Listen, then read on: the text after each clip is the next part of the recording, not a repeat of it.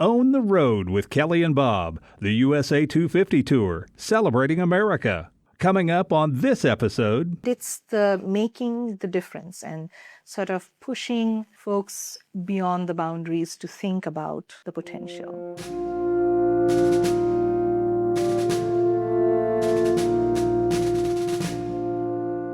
We, the people of the United States of America.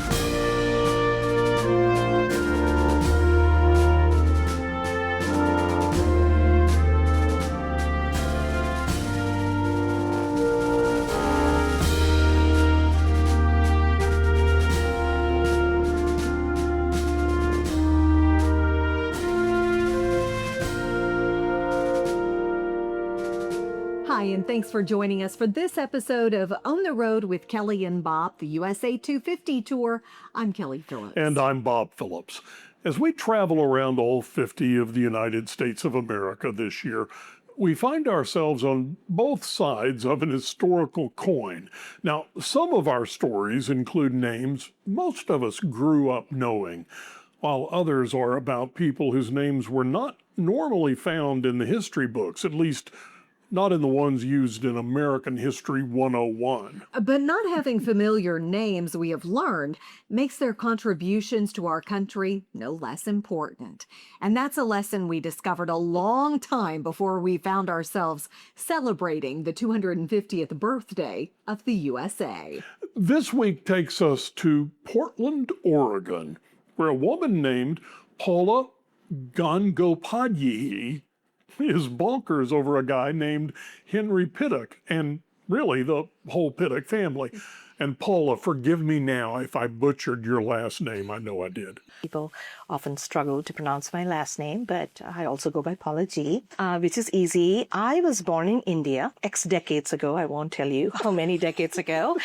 I grew up with a very sort of broad mindset. For my parents, education was very important, but they also were very particular about giving us sort of the worldview. So even when I was growing up in India, my K through 12 schooling was in a parochial school in a German Catholic convent. Paula G. did not grow up like a lot of us. Hers was a very traditional Indian family, and that family, keeping with the ways of their culture at that time, had a lot to say about how she would live her life. Paula wanted to be a doctor, but her father told her, no, that will take too long and will affect your family life. So go to school and study history instead. Paula says she was mad about that and tried to rebel against her father's wishes. And that's when her mother gave her a piece of advice that would be with her for the rest of her life. I remember one night I skipped dinner, rebelling that he's not allowing me to do that. And my mother was the one who gave me a mindset, which is very important for me to mention, because that's what has guided me throughout my life and my career. She came and said that I know we are asking you to pursue a different field than what you would like, but you can excel in any field. And I said, I can't. It will be so limited. And she said, you can always ask the what if question. What if? And you can always take an innovative mindset. And if you bring in fresh ideas, you'll be successful and you like it. I got a master's in history. It was my dad's wish to pursue museum studies. It wasn't mine. I did pursue museum studies and never looked back. Now that I reflect on my 35-year career in museums, I can say that I've played the role of a catalyst. So this would have been the original front entrance to the house, not the one that you came in through. The music room, this is where our family spent most of their times. And of course, as you can see, the view would have been gorgeous. This is the Steinway piano. The Again, original. it's an original. And we play it. And the house, the architecture of the house is so wonderful that the music permeates through the entire house. Our host is giving us a tour of the Pittock Mansion in Portland, a home originally built by a man widely considered to be one of the state's founding fathers. It was built by Henry Pittock, who traveled the Oregon Trail from his boyhood home of Pittsburgh, Pennsylvania, At the age of 19, back in 1853, what was originally intended to be his family's summer home, this 16,000 square foot mansion is today celebrated as a marvel of architecture, engineering, and modern conveniences of the early 20th century. This is the only remaining house which is preserved as a museum. The other homes from this time period either have been torn down or are being used for commercial purposes or have been redesigned or are private residences. So this is, when we were talking about that, the capstone, the legacy, this is like an iconic place where you can actually go in and see. When you come to the kitchen, This is the original sink? yeah. Gosh. And then the butler's pantry in White House is very similar in design.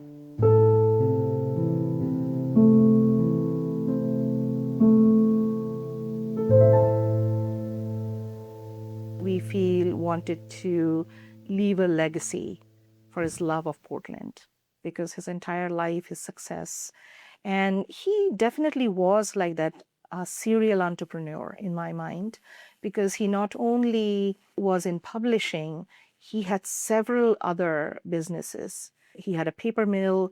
They produced the paper for his newspaper. He was in sheep ranching, silver mining. He started a bank, real estate, of course. So he was doing all of those. But the fascinating thing about him is that he was not just a money guy, who was into like hardcore business. He was a philanthropist. He was into community causes. He was an active mountaineer. He climbed Mount Hood 4 times. And he co-founded a group that still exists called the Mazamas. That's a mountain climbing group. He was part of the Royal Rosarian group that started the Portland Rose Festival. He was a bicyclist. So he was into all of these social things. When we take you on a tour of this house is a fascinating architecture. It's a French Renaissance chateau style. It's circular, in simple words. He built this house in a circular with the architectural design because he could actually, on a clear day, see all the 5 mountains from the top floor of this building. Mount Hood, Mount St. Helens, Adams, Rainier. He could see all of them. And still on a clear day here, we can see 3 of them. It was a beautiful place.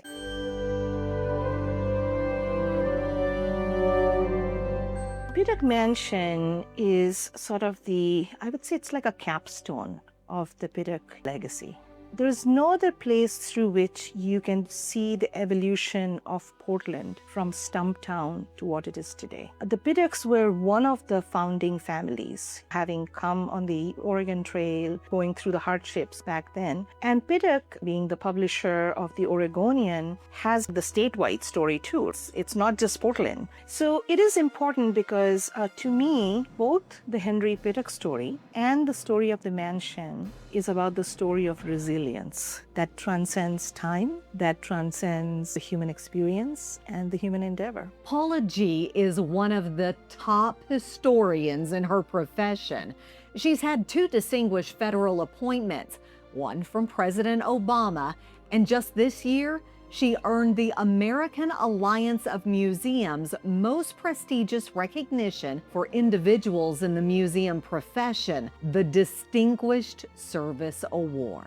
But to Paula, it's all about repositioning the American story to take a place of relevance in each and every person's life, including that of a young girl from India who got some great advice from her mother. Keep asking the question, what if? That's the history student in me that says we need to tell the broader story of what was happening in the nation at that time. The Pittock story captures post-Civil War, Industrial Revolution, and the advent of the Progressive Era. It allows us to keep peeling off and sharing aspects of local history juxtaposed with state history, juxtaposed with national and world history. Let me tell you, spending time with Paula G., not going to try that last name again, was one of the greatest American history lessons I think I've ever experienced. And who would have thought it would come from the story of a guy I personally had never even heard about. Yeah, Paula G is a force to be reckoned with when it comes to telling our nation's story. And the fact that she is a part of an immigrant family makes it that much more special. Let's continue with our conversation with Paula, including more of our tour of the Pittock Mansion, more about Henry Pittock and someone whose story we have yet to touch on, Georgiana Pittock, and how Paula G and her staff there in Portland are working to transition this once ignored piece of history into an important part of the American story, a story Paula considers to be part of her own. So this house is like a French Renaissance chateau style house from the exterior. But inside, especially on this floor, each of the rooms that you see have a different architectural style. This is the Jacobean with like the oak wood paneling, the recessed lighting.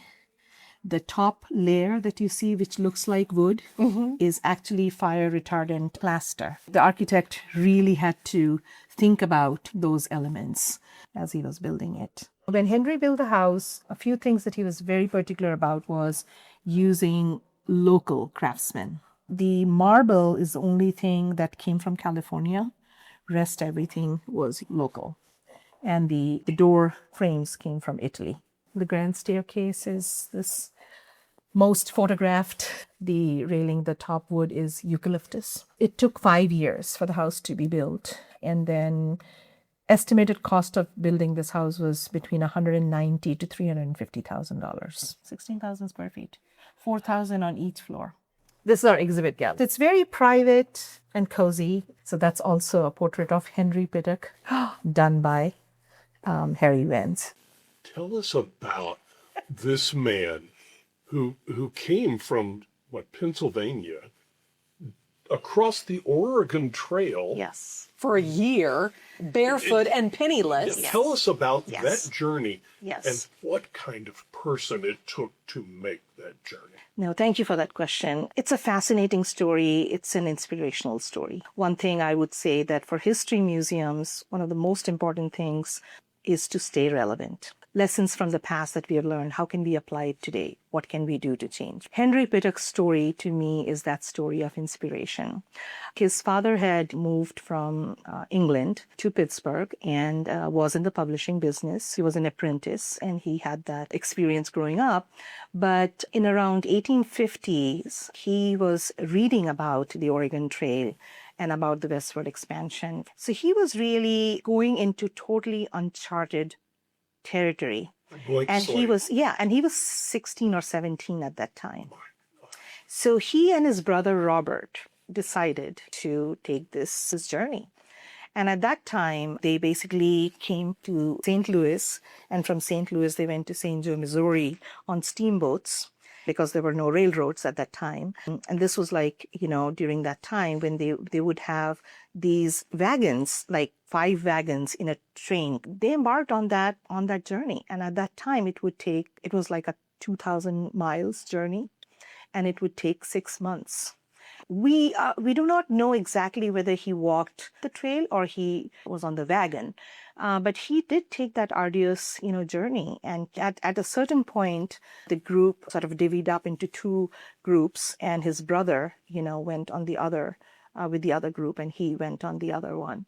And he arrived, and because he was under 21, he could not get a land claim. So he had to do many odd jobs at the age of 17 with no family and no penny in his pocket, to survive. But his heart and his focus was on the publishing, business. So he turned down some bartending jobs and other jobs because he wanted to be in the publishing business. And finally, he got his first job, and he wasn't paid monetarily, but he took room and boarding. And he did that for about 3 years. And slowly he started showing his entrepreneurial mindset. His business mindset was early on. And when the Oregonian, which was actually started by another person, Dreyer, he was really struggling financially. Henry became a partner, and he slowly started bringing the business mindset on operating it, and took it beyond. And when he died, he had left like an $8 million estate. Which was huge. It was huge. And they, for most of their lives, they lived in a small cottage in downtown Portland. Then he decided to build this house at the tail end of his career. Do we know why he decided We to do can this? we can guess. And the guesses are, one would be that, of course, has always been a family man, and he wanted his entire family to live in comfort in a large home. At that time, in the early 1900s, Portland's growth had skyrocketed. It was really doing well. And he had the money, so he could afford. And the last thing is, of course, the Lewis and Clark's World Trade Fair had happened here. There was this boom that was happening in Portland. When he came, Portland's was like 2.1 square miles and had a population of 3,000 people. So he, along with some of the other founding families, really took Portland. The whole evolution of Portland, he had a big role. Tell us about his wife. So I have to tell you, personally, when I joined Pittock Mansion, her personality fascinated me. When we go downstairs, you'll see she's a very strong, calm sort of a demeanor. I wanted to know more about Georgiana Pittock, besides her being the wife of Henry Pittock. So we are in the third year of this project called Pittock for Posterity, where we are digging up stories from the Oregonian Archive and the Oregon Historical Archive so that we can broaden the storytelling at Pittock Mansion about the Pittocks and the others. Going back to your question about Georgiana Pittock, she was a social activist focused on the causes of women and children, specifically working women, and immigrant issues at that time. And she founded the first daycare in Portland that still exists today. It's called Fruit and Flower Daycare. She actually was part of the Portland Rose Society and did a mini rose show in her backyard and charged 10 cents to people to participate in it. She was part of a movement called the Club Movement that actually worked on women's causes. And they had a hostel that is part of the PSU campus, where the Martha Washington Hotel, where they provided room and boarding for working women. Those are the things that still exist. So she was a social activist. She was part of a sewing group. They donated clothes that they made. They also did bake sales, and they raised funds. And she was very content in her little cottage in downtown Portland. She did not want to move to Pittock Mansion, and there's a room downstairs which is called the sewing room. And that's where she still kept inviting the women, where they would sit down and sew and talk about ways to help. So she has left like her own legacy with what she did. Do we know how they came to be, where they met? And yeah, so it's a very romantic story. She was only 15 at that time. Henry was much older than her. She was on a carriage riding by, I think, the Oregonian building, and Henry saw her and, proposed, and they got married. She married very early, and they had, many children. Some of them, died at birth, but two of the daughters lived here with them, and another daughter lived in another house in Camas. And the son-in-law was very involved with Henry in the paper mill business. What is the response from folks, not only in Portland, but folks that visit this place? So we get two kinds of visitors, as I have seen. One is people who are from Portland, people who have lived here for a long time. For them, it's this beloved place. They take pride because the community saved it. It was slated for demolition. This house was slated for demolition, and the community raised the funds and persuaded the city to buy it and said, no, we cannot, let this house go by. So there is this sense of pride amongst the Portlanders about Pittock Mansion. It's like their beloved, home, coming home. We get a lot of international visitors during the summer and fall months.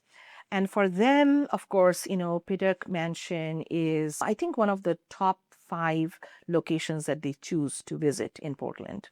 And it's the view. Everybody says go to the Pittock Mansion to see the view of downtown, Mount Hood. They cannot stop taking pictures.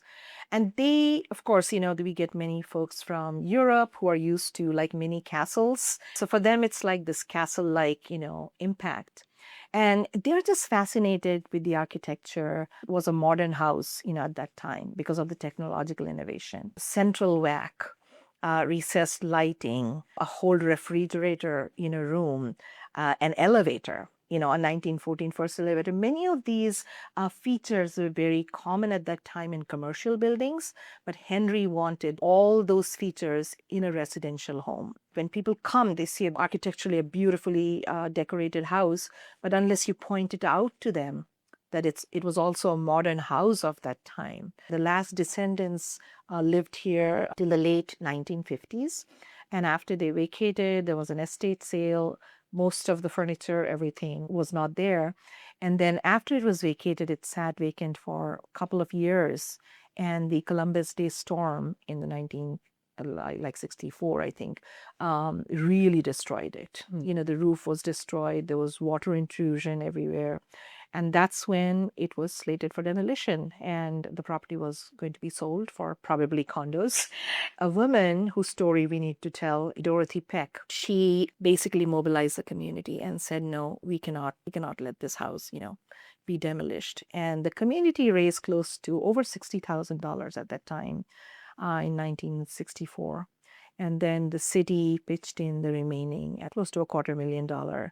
And it took 15 months to restore it.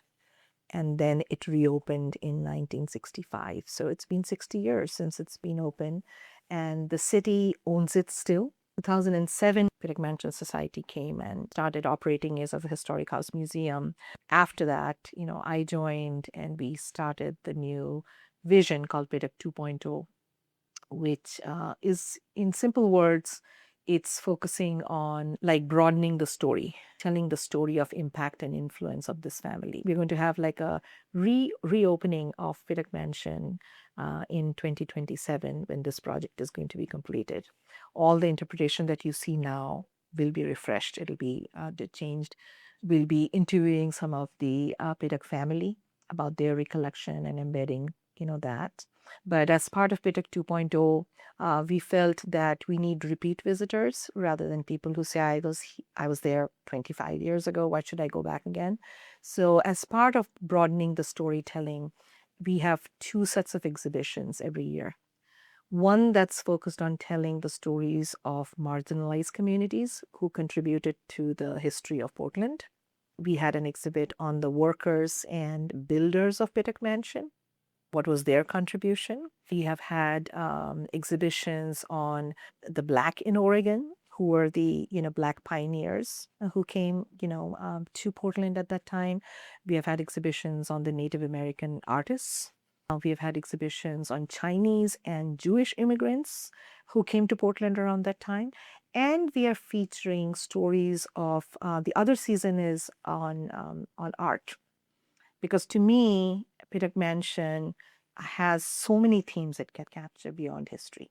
So, and as we are unveiling and offering these stories, Portlanders are fascinated and they're saying, we had no clue about these stories. But we are very proud of the curation that we are doing, the essence of that human endeavor, the stories that we are, that we are capturing and sharing.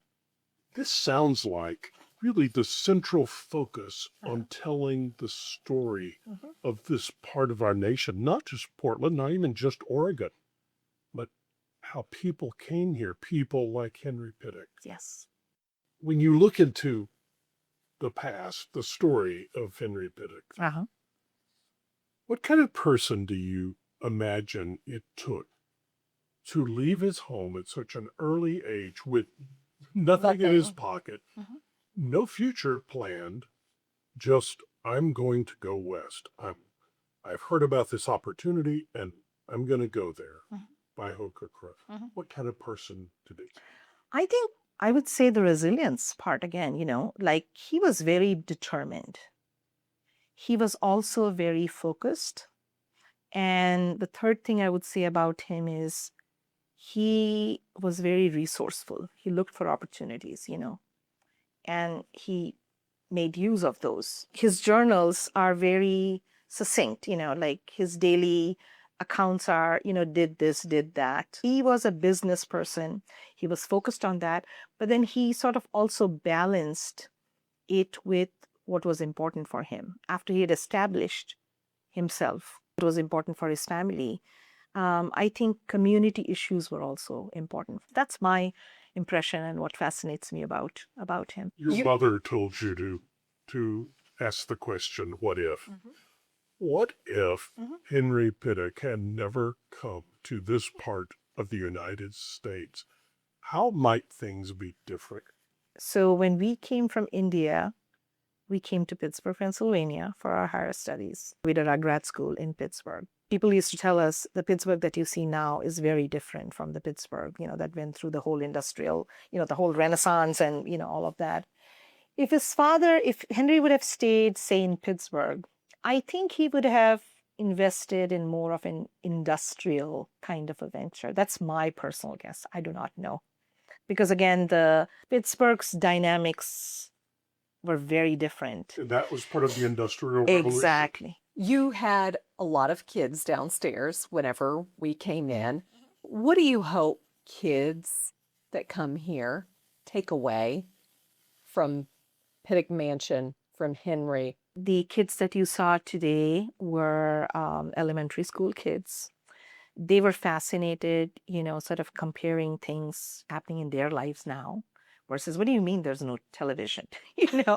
They just had a music room. What would they do? What kind of, games they would play? So it's the appreciation. I would like, them to appreciate where we have come from where we were. And then think about maybe for the middle and high school kids, we want to actually launch new programs where they can learn from Henry's story of resilience. They can also learn why empathy and working for community causes like Georgiana did are important. The tour that we offer now is called the Discovery Tour, but starting this spring, we are actually going to be offering a tour of the entire campus. It's a 1914 focused tour, but there'll be character cards of the people who lived here. What did Kate, who was Henry's daughter who helped with his business, what did she do? What did Georgiana do? What was the role of the person who built the grand staircase? What was the estate? And we are also going to take them to the other buildings on campus. What was the life of the chauffeur who drove Mrs. Pittock to downtown? What was the life of the estate keeper who maintained this entire ground himself? His life and his family was very different. It's a 2,000 square feet. It's a beautiful home, the Gate Lodge that we call. But, so that juxtaposition is going to be there. We are also going to be offering a summer camp for the first time. So it'll be a 4-day experience. 1 day of history, 1 day of art and architecture, 1 day of nature. You're telling these kids how it all fits together. Yes. And I think teaching them about life. I used to do this myself, at the beginning of my career, which was like 35 years ago. And it's how you excite them. How does all of this make you feel in here to be able to? Very fulfilling. So it's a very fulfilling, and the potential of how we can make, I'm focused on impact, not just here's a program, here's this program. The other big thing that is in plans that's going to roll off, which we have not done in the past, we are going to be doing public programming and engagement out on the front lawn, which we have not done. We have just focused on interior of the mansion. Musical concerts under the summer sky, movie nights. We'll also do art, artist fair, and bring in more families beyond just history buffs. This place has so much potential. So we are at a very exciting juncture, and my hope is that we are much more than a historic house museum. I've had a very fulfilling career. I've been humbled by the honors, like the presidential appointment, and 2 federal appointments in one career. And but it's the making the difference and sort of pushing folks beyond the boundaries to think about the potential of what they can do. And that's what attracted me to Pittock. It's a much smaller institution, but the potential of what has not been unveiled and what can be done. And we are doing it slowly but surely in a very systematic manner. I've been here 3 years, and the excitement that we are seeing in the community and across when we say we are doing these, they are like, wow, we never thought about Pittock that way. From a penniless typesetter to the titan of the Pacific Northwest, Henry Pittock's legacy is woven into the very fabric of American industry and preservation. He didn't just report the news, he shaped the future.